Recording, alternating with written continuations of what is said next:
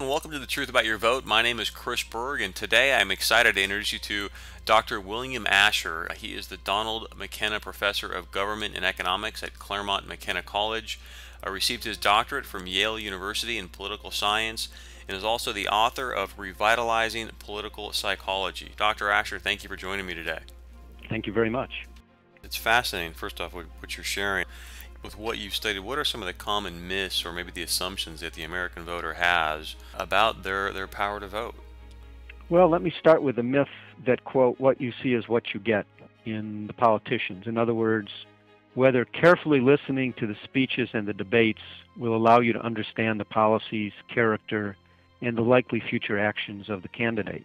Well, these certainly tell us something, but there's a lot of research that shows that when people think about their immediate impressions of politicians from listening to them on the TV or the radio, they tend to overweigh what they gather from these immediate visual or oral cues as opposed to looking at the track record of that individual's past experience and accomplishments.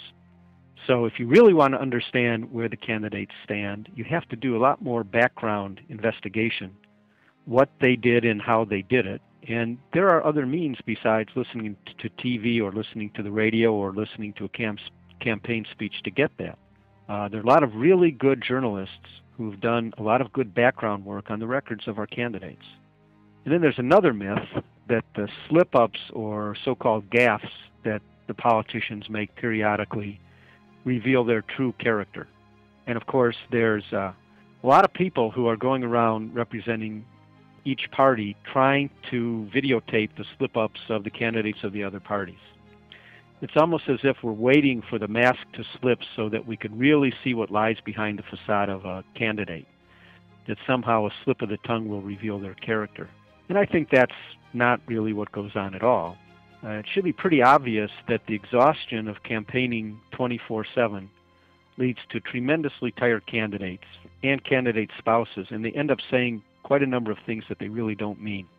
So I would much prefer to look at the long track record of the candidates to determine where they stand and what their predispositions are going to be. You mentioned some journalists. Are there any specific journalists or places people can go maybe on the web to get this information to better educate themselves as the typical voter? I would suggest some of the mainstream policy-oriented magazines like the Atlantic Monthly or the New Yorker. And you'll find there's some that tend to tilt a little bit to the left and some that tend to tilt a little bit to the right. But generally speaking, their journalists hold a quite high standard of impartiality. And I think that's where you really get the depth.